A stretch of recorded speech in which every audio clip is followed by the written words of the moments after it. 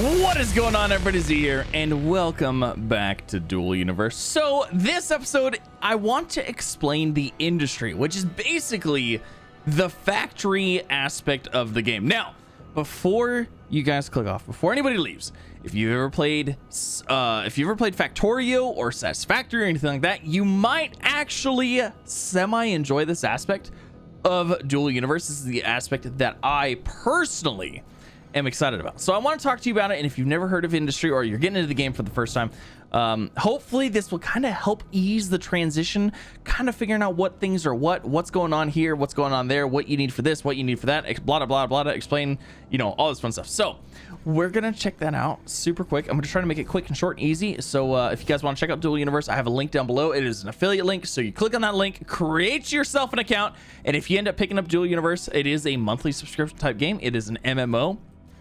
It is a space MMO. As you can see, there's other players on near me right here, right now. Like there's other people doing things, doing stuff. It's exciting. It's fun. Everybody's on one server.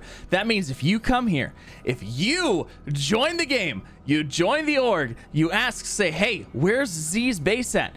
You can come here to my base, and you can see me flying around doing things, doing stuff. So yeah, it's pretty exciting. Anyways, link down below. Anyways, let's get on into it. So the very first thing that you're gonna see is the refiners. Now let me explain to you, let's talk about industry. Now you might think of factory or automation or however you want to think of it. In this game, it's called industry. That is what you're going to search. So when you first start off the game, if you need industry, you're going to go into your marketplace thing or your crafting thing, and you're going to search industry. That is actually going to bring up all your different machines. Now, I know there's a lot here. I know there's a lot. It looks daunting. It looks scary. Don't worry about it. I promise it's good. It's fine. You'll figure it out. So there's a bunch of different machines. Let's talk about the most basic. I'm going to work my way up from if you had absolutely nothing to what you would expect to need, kind of in the order that you may need them in.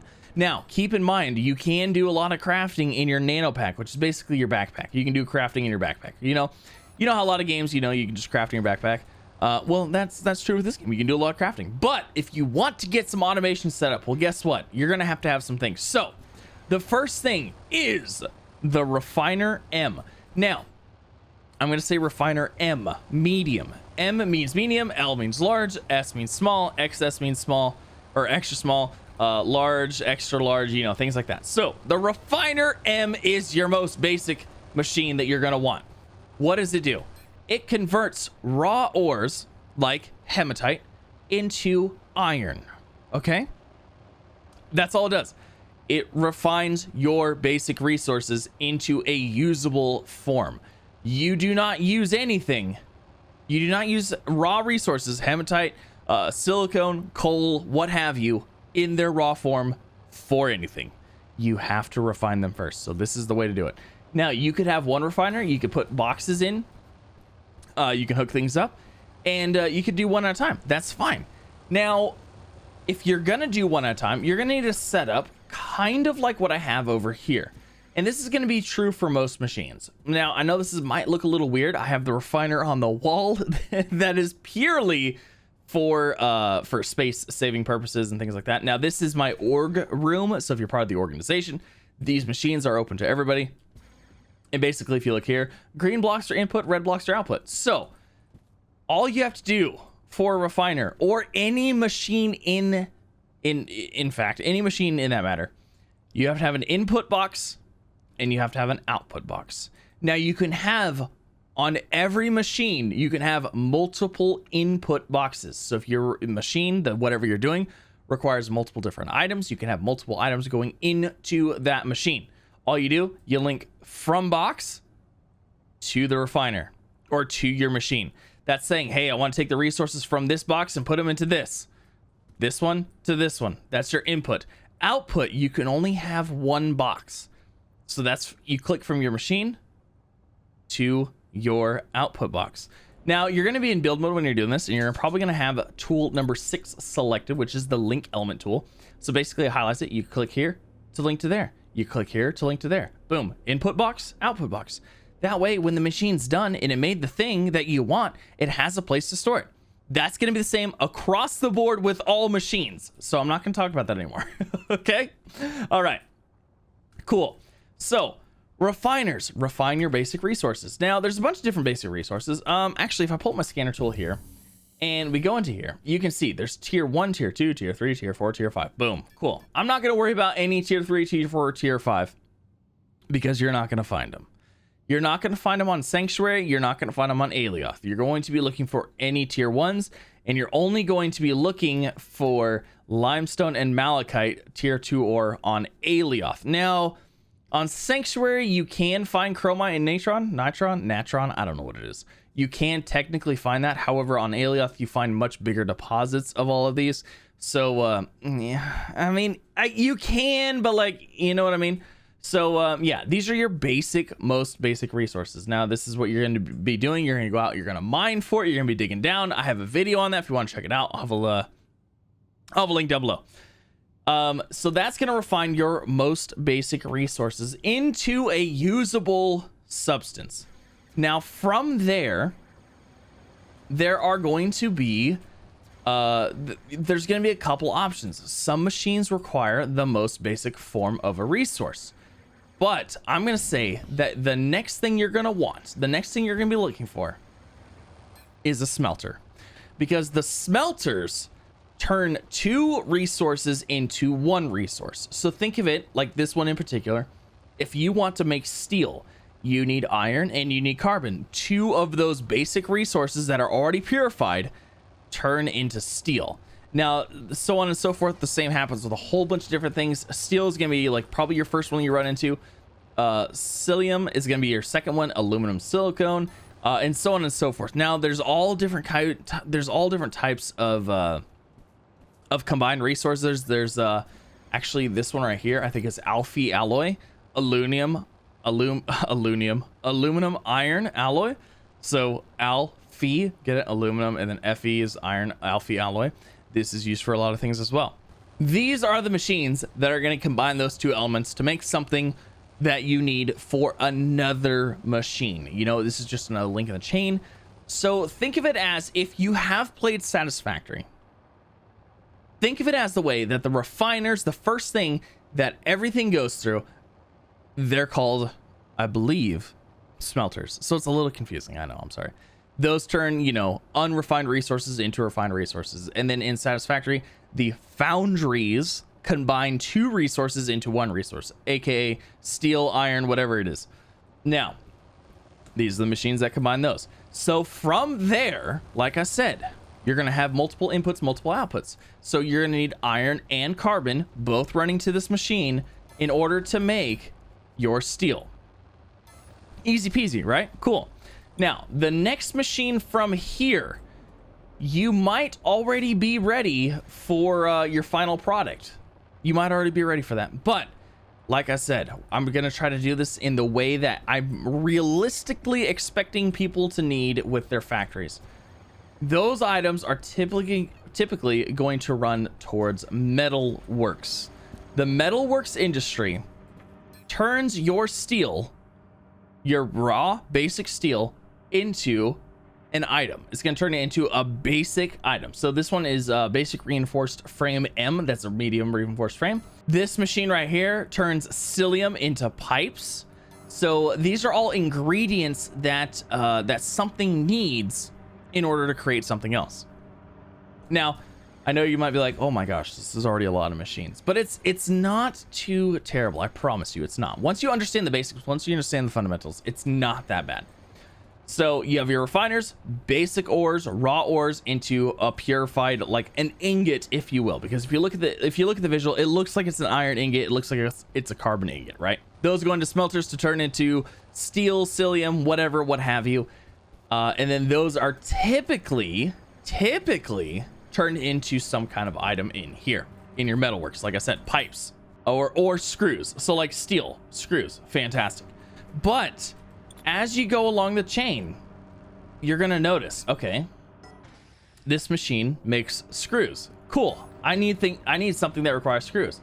But if you go over to another metalworks. Say you want to make a basic mobile panel M. That requires psyllium, which is one of the smelter items, and a screw, which is another metalworks. So you can see that I actually have a link right here going from that screw to this machine, because I need that screw to make this thing.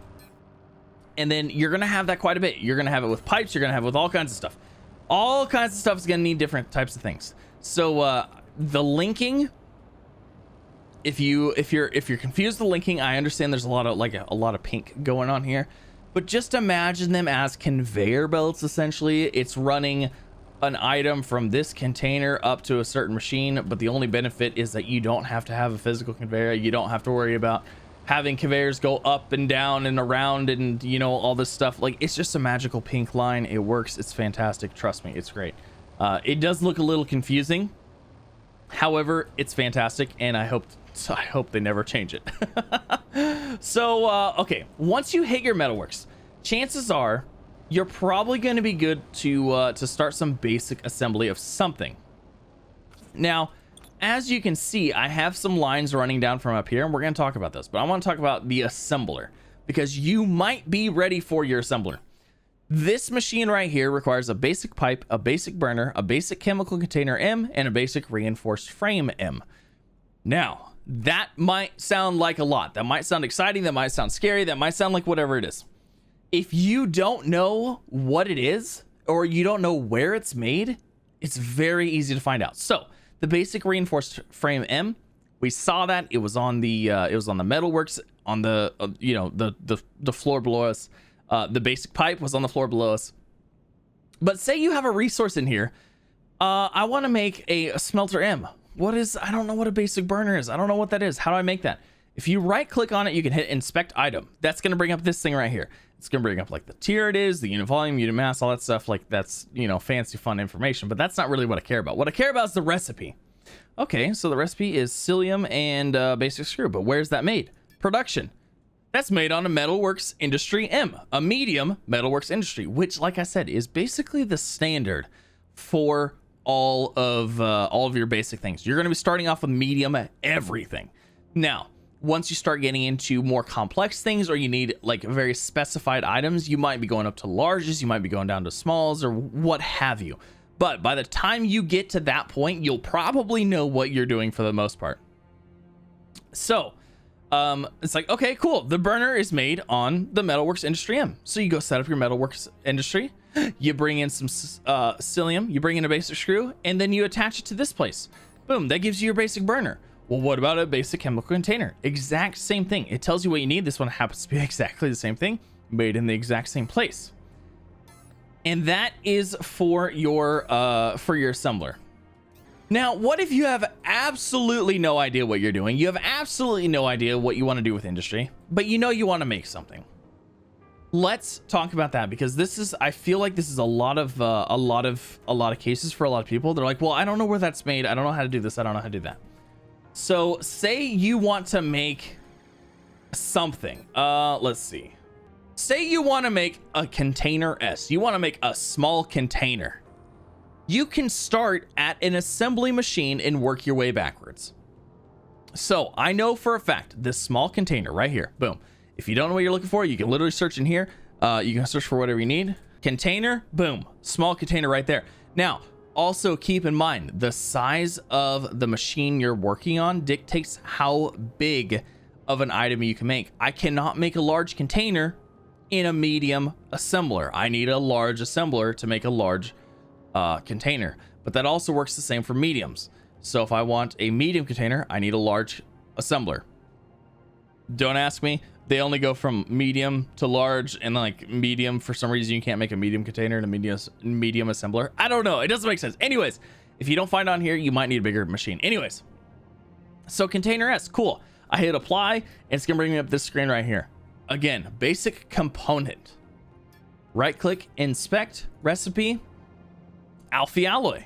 Oh, that's made in the smelter. But if you didn't know that, I can right click alpha alloy, or I can search alpha alloy, and I can figure out where it's made in the production process. So I can't click it from this screen specifically, like I can't right click that one, but I can search electronics industry M. Okay, interesting. Electronics industry M. All right, so I need to go to an electronics industry in order to make that basic component, because it's like, okay, cool, alpha alloy, electronics industry M. Say you did not know what alpha alloy is, say you did not have any idea what it was, that at least gives you the spot to go to the next place. So electronics industry M, let's go check that out. Let's see what the basic component actually requires, and we'll go from there. So basic component, okay, cool, alpha alloy. All right, so this is what I need. I can go ahead, I can search the recipe, I can search component in here, boom, basic component. All right, cool, I can hit apply, and then it'll bring it into here. Now I already have my machine set up. There's a couple different things. I'll talk about these settings in a little bit, but I just want to do like a quick overview of the machines themselves. So I need 10 liters of alpha alloy to make 10 basic components. But what do I need for alpha alloy? What is that? What do I need? I don't know. Right click, inspect, recipe, pure aluminum, pure iron, made in the smelter, the medium smelter. That is where that made. So you can work your way backwards from the product that you want to make. I have a lot of people, they come to me and they ask like, well, what does a refiner do? What's a smelter do? What things should I make in that? Don't think of it that way. The only thing I would say is like, okay, set up your refiners. Let your refiners at least process the raw ore, at least turn that bauxite into aluminum, turn the hematite into iron, turn the coal into carbon. At least do that. That's a standard. You're going to want that regardless. But from then on, work your way backwards, because it's going to be a little bit easier. You can make your connections. You can do the things you need to a little bit easier and a little bit more user friendly.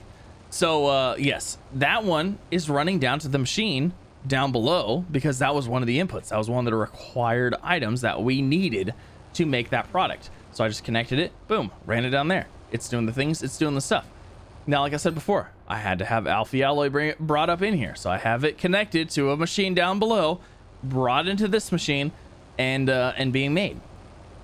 So once you understand what you're trying to make, you'll be able to figure out where it's made from.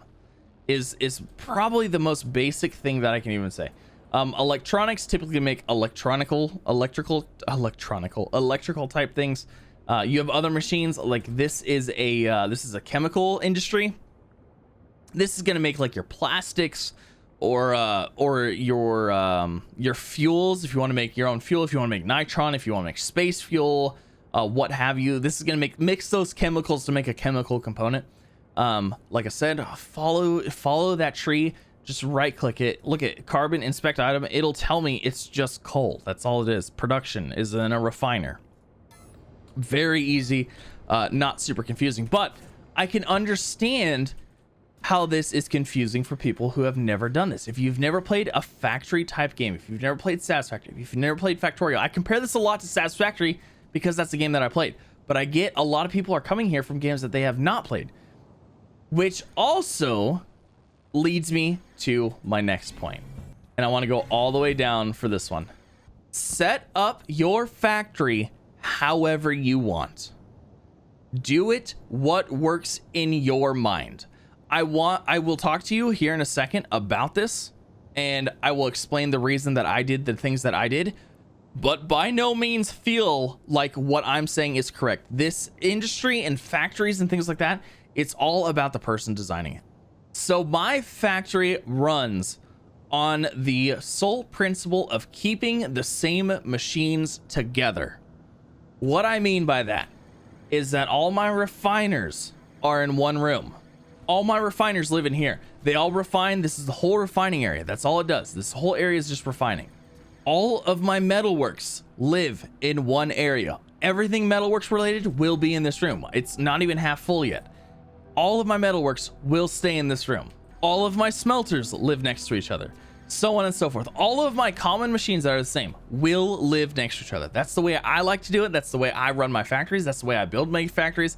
That's the way I do my things. Now, that is not wrong, but it's also not right. Some people like to set up a production line. So say you're making a refiner M. This assembly line medium is making a refiner, a medium refiner. So some people like to have their assembly line next to 4 metalworks, because this is a metalworks, this is a metalworks, this is a metalworks, and this is a metalworks. Some people like to have a simple line. Okay, this machine, this machine, this machine, this machine run into here. So basically you'd have this machine at the end, 4 machines in front of this, and so on and so forth. It basically like trees off, right? I don't like that, because I feel like there's a lot of wasted machinery there. I feel like you're making a lot of like duplicate machines, basic pipes, basic power systems, basic containers, basic reinforced frames. I don't need one machine per line making each of those. I can have one machine serve multiple machines. That's my personal opinion. It's not right, it's not wrong. If you want efficiency, if you want maximum efficiency, all that stuff, maybe it's better to have a production line. I'm just telling you how I do it. I have all of my similar machines next to each other. It just makes my life, in my opinion, it's a little bit easier.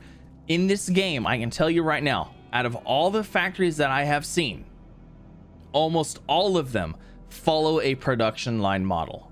I might be behind the curve. I don't know what I'm missing. I don't know if I'm missing something or forgetting something or missing out something, but a lot of people run a production line type model when they get to a bigger factory. They have like one floor dedicated to making one machine. They have another floor dedicated to making another machine, which is completely fine. That's the way they want to do it.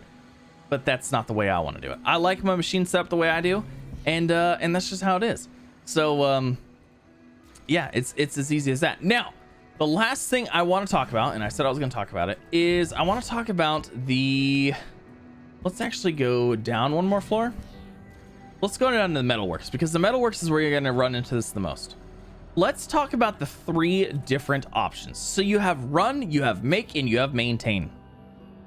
As you can see, on this part, I have it selected to maintain 5, which means that this machine will run until the container it's putting into has 5.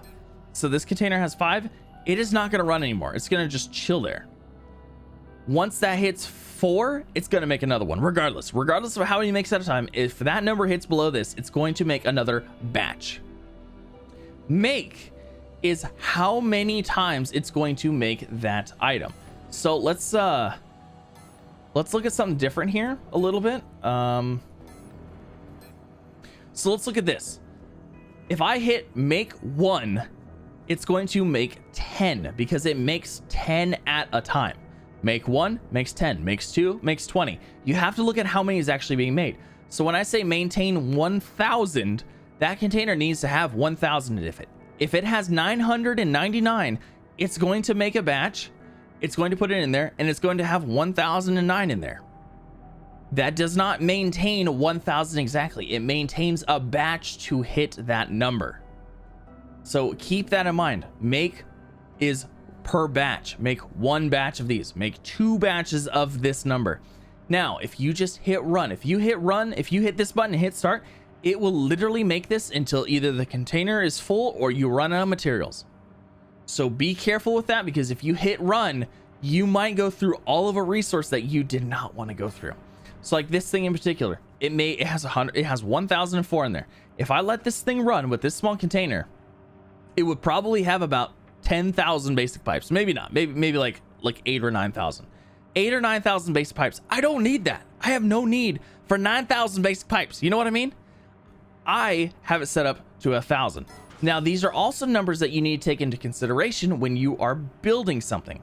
So, for example, this machine right here needs 25 screws in order to make 1 of these.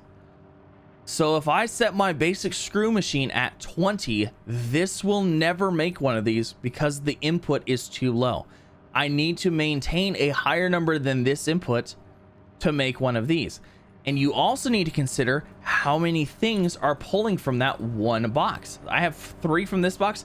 I have like 9 from this box. I have 10 from this box. This is making basic reinforced frame M.